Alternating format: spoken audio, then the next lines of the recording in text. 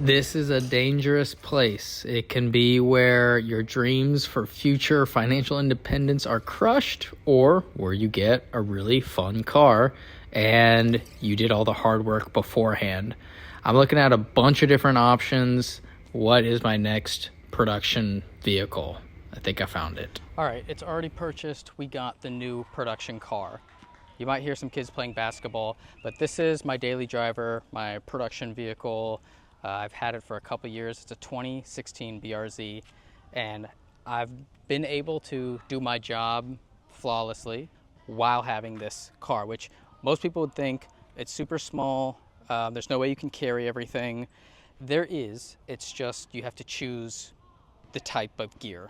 So for a one-man band corporate interview type of gig, which is what I do mostly, this is perfect for that. As long as I'm not carrying other crew members, then I can use the front seat for storage. I can use the back. It folds down. I wish this was a hatchback. It would open up a lot more volume, but there is enough here. It's sufficient. This is definitely supposed to be connected to something. I don't know what it is. But I'll normally put my bag of stands, full-size light stands, right here in the middle. That way I don't become a human meat skewer. So I put those here. Tripod goes on top. Camera bag, box of lights, additional items like teleprompters or personal baggage can go over here. And if I really need it, I can put stuff in the front seat. Now let me show you why I really enjoy this car. It's a manual transmission. It's simple and retro style, but it has the modern creature comforts. So like push button start, keyless entry, a screen, cruise control, all the normal stuff. But I love that it's got 3 pedals and it's a Boxster engine.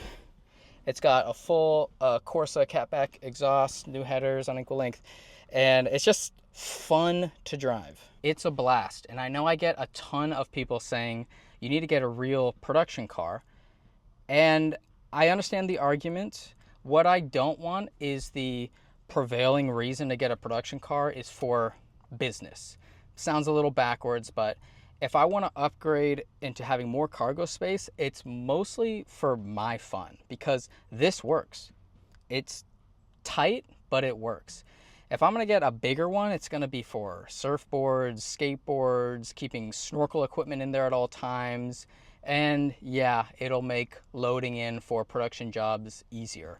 And then that sent me down a rabbit hole of which vehicle fits me. So I've had a bunch of different suggestions from you guys. A lot of people have suggested the Ford Transit, which is like the go-to production car for any trade or service. It's low height, so you can get into drive-throughs and garages. It has a ton of space. You can even load carts in if you have a ramp. It's just not something that I want. I don't want that kind of blue-collar look, even though it can help in some situations, and I want to still have fun while driving. And that made me think, do I keep this car and the new car, or choose to upgrade one or the other?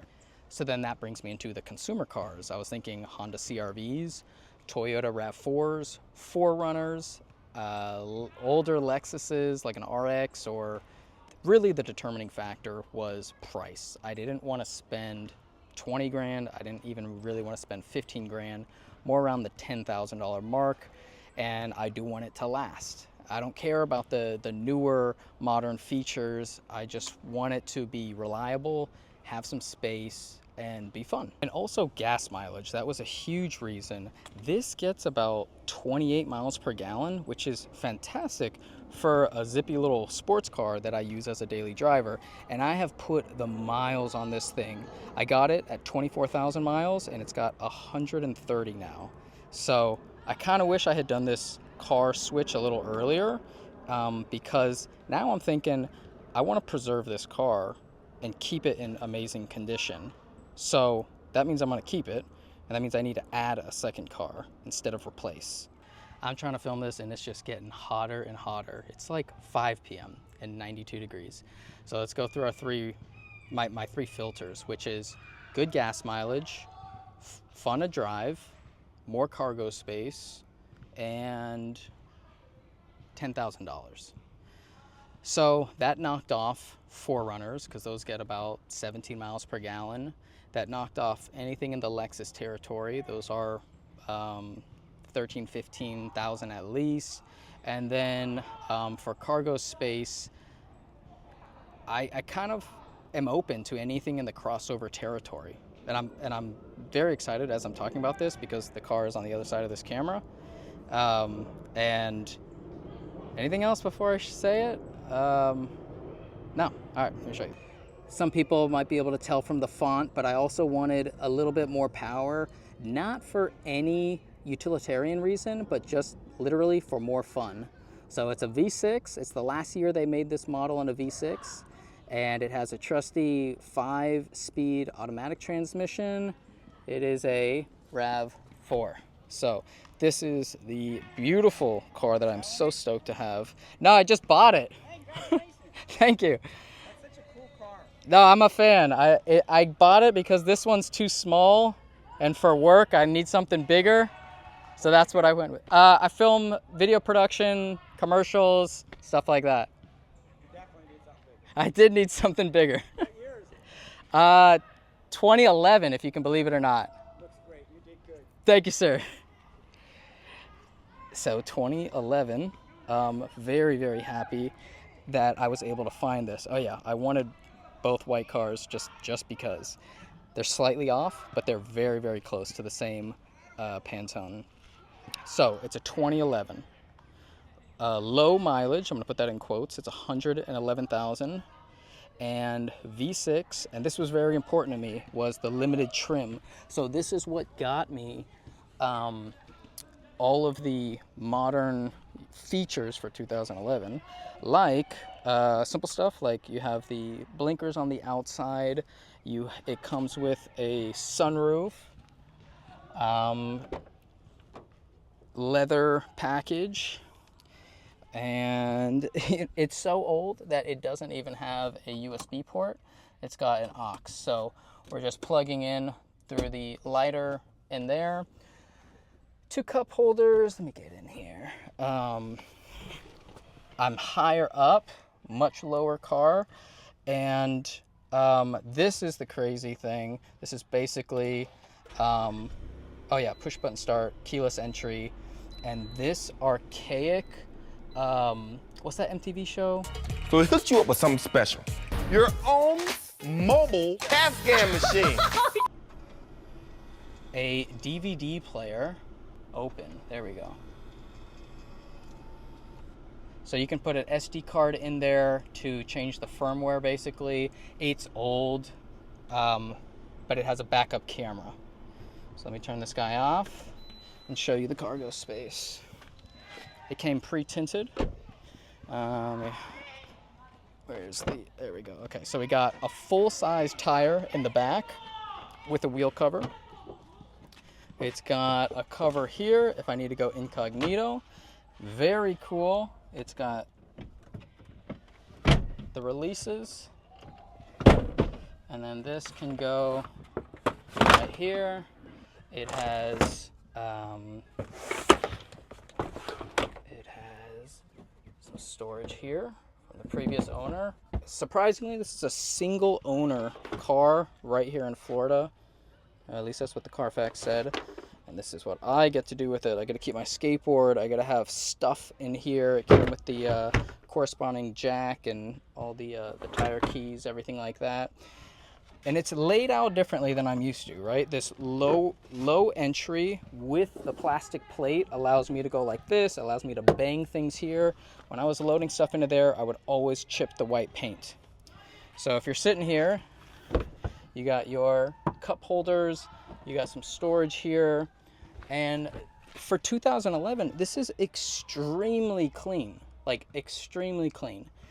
So I'm gonna put on with the owner left this fabric cover that's just gonna keep everything in nice condition, because that's what I want to do. I want to preserve how good of a shape this is in. Like the previous owner did a fantastic job.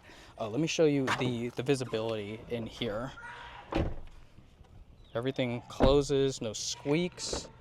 When I drive, it's no rattles, no noises, no belt sounds. It's just working. So when I need to take a turn, right, you always look back and there's just glass everywhere. Makes it really easy to drive and not catch any blind spots. This is super nice. The cup holders are still here if I need them.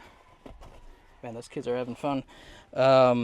And it's working and not flashy, and that's what I wanted, because originally I was like, oh yeah, I want a beater car, you know, something that I can just be able to ding and scratch, and I don't care, and I could just throw gear in, which I will use it for this, but it's in such a nice shape that I do want to keep it nice. I might put some seat covers in here. I don't know how this leather has lasted, what, 14 years? I don't understand it. There's no ripping on the original leather wrap steering wheel. Everything is just in good original mats. Actually, it's quiet in here. Let's start the car.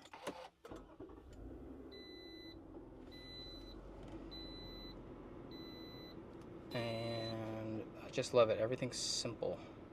111,000. An actual gear shifter, no like weird dial or this thing's okay. They just have some lame ones when you like press the gear to go and drive. This is nice, especially coming from someone who prefers stick. Heated seats. This is not the 4-wheel drive. I purposely got the 2-wheel drive option because I could save money on gas, and it's flat here. I have no business to be using 4-wheel drive. I'm on the highway most of the time. So my girlfriend was like, I don't even think you're gonna use that car anymore, which is blasphemy. I love that car. I really never want to sell it. But she's like, well, what do? Skate, surf, snorkel, MMA, and work. That's what this car is. So I do see her side to it, but I'm keeping that car. It's just too fun to give up. And I do see her point. This will be able to suffice for a lot of the activities. Look at this super old microphone that it has. So the screen and all of this is third party. It is not factory. So someone put some money in getting the rear view camera, which has like a hyper view GoPro, and there can be CarPlay if there was a local USB here. Then that speaker or that microphone for calls. And I don't even have this on my 2016 car, which is just some volume controls, stereo selections, display. Even this is nice for me. This kind of follows the premium peasant strategy that I do a lot of times, which is like, there's a way to make it work for you, and then there's a way to make it work against you. So what I think the premium peasant life is you're getting a super cheap Frontier ticket somewhere, but you can go into the Centurion Lounge before and be able to rest, decompress, charge your devices, have some peace and quiet, get some food, grab a drink, everything's free, and then you can get onto the crappy flight. The way to make it work against you is if you start upgrading the Spirit flight. So those are, and like, you've seen those memes where it's like someone in the Spirit flight with a Gucci bag and a Rolex, whatever. They're spending money on the wrong things. So I don't mind being super cheap on some things and then just have a couple of upgrades that make it really, really nice and fun to use. And also there's an ROI. So the ROI for me getting a production car versus my normal daily car is it's gonna make things a little bit easier.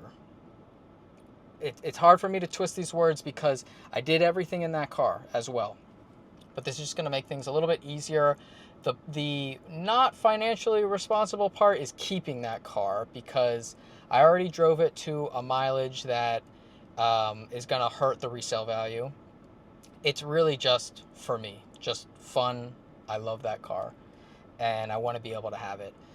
This I'm so stoked. I'm already dry. I was sweating outside. AC is blowing nice and cold. And we do have a sunroof with the motors do work. And it's so much quieter in here. Like, I can hear those kids out. One touch. This is nice. Like, I'm getting excitement from 2011 features. And I'm okay with it. I like it. These glasses are $11 because I lose them all the time. This is awesome. Like, I am so pumped that I got this. I didn't do it as a business expense. I know a couple people were wondering about that. Is it going to be a business expense? No, because I don't want it to be a liable asset on my business side. It's not even that much of an offset financially. So this is still just going to be a personal vehicle. Very happy about the full-size tire. What else? Oh my gosh. The thing that every car should have.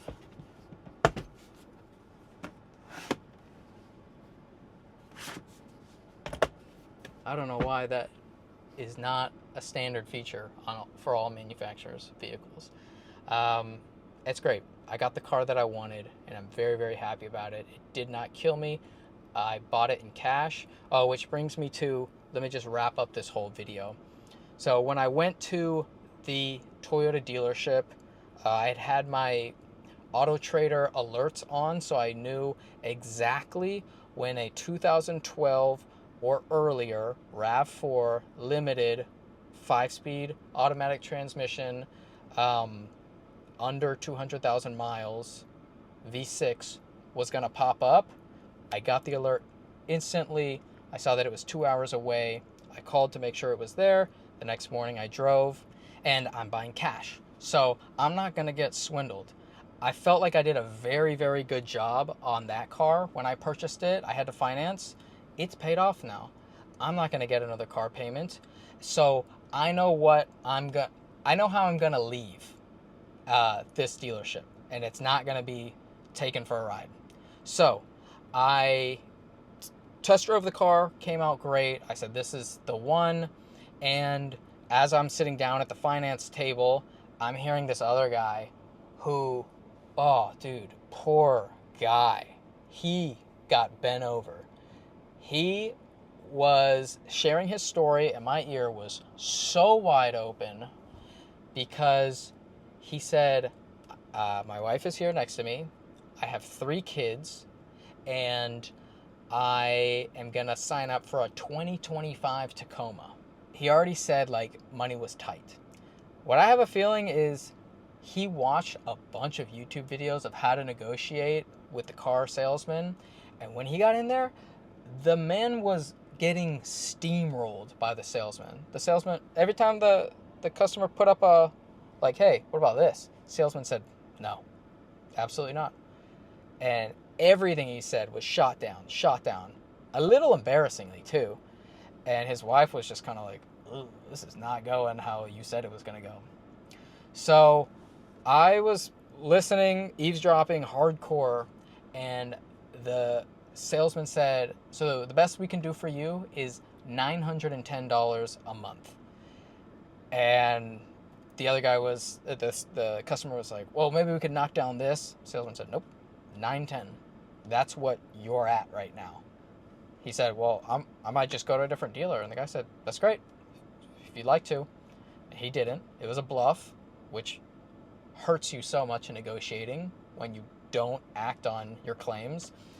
And before the end of it, I was already out and on my way. So I don't know how that situation was resolved.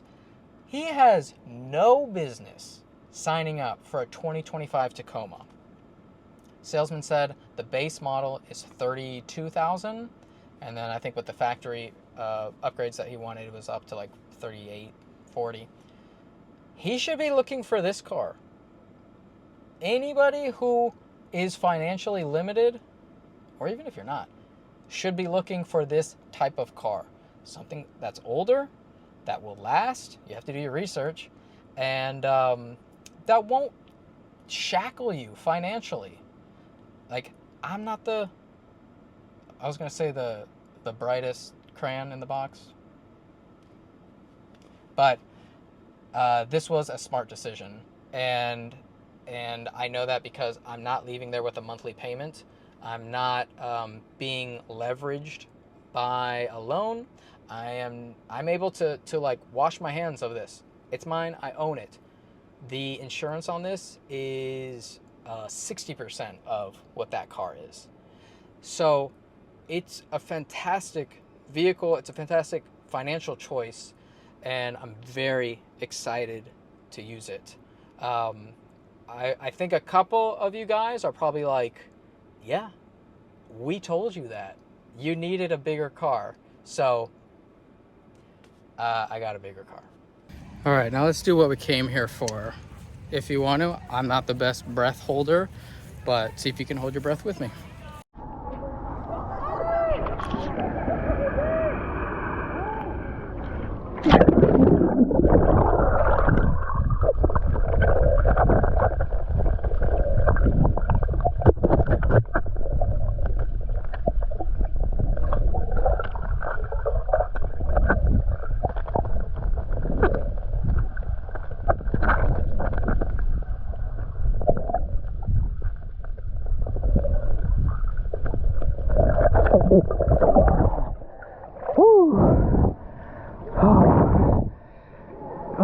I would like to get better at that, but not bad.